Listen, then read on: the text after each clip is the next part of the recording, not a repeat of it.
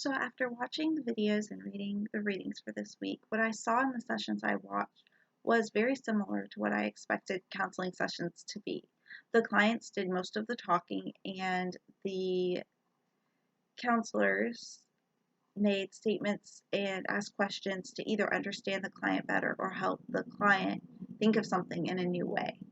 I did expect more silence while the client was like gathering their thoughts or processing emotions. Um, but everything seemed to flow really smoothly, more smoothly than I would expect in a counseling session. In all three videos, the counselors used open questions and encouragers to help the client delve deeper. The brainstorming video seemed to begin at the intervention stage. The counselor stated that they had already come up with several ways for the client to feel like he was being more open with his family and friends back home. The majority of the solutions they mentioned were based on behavior therapy. The homesick and dancing or helping videos began with relationship building and assessment.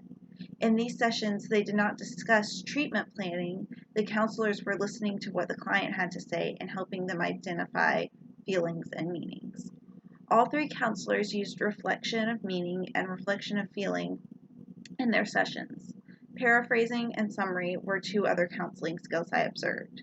The different counselors were using to make sure that they were understanding the client.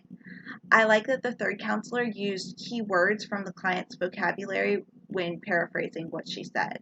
The counselors all had different energy and presence. It was interesting to watch.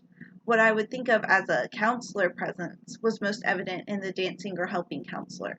He was sitting comfortably back in his chair and engaging the client and talking about herself. The brainstorming counselor leaned forward in his chair, seeming very much an active part of the conversation. The homesick counselor was more verbal with her encouragers, but all the counselors' personalities showed through even though they were all using the same skills. I would love to learn more about when to use the various counseling skills, specifically reflection of feeling. In my mind, I had the idea that counselors should never tell a client what they're feeling.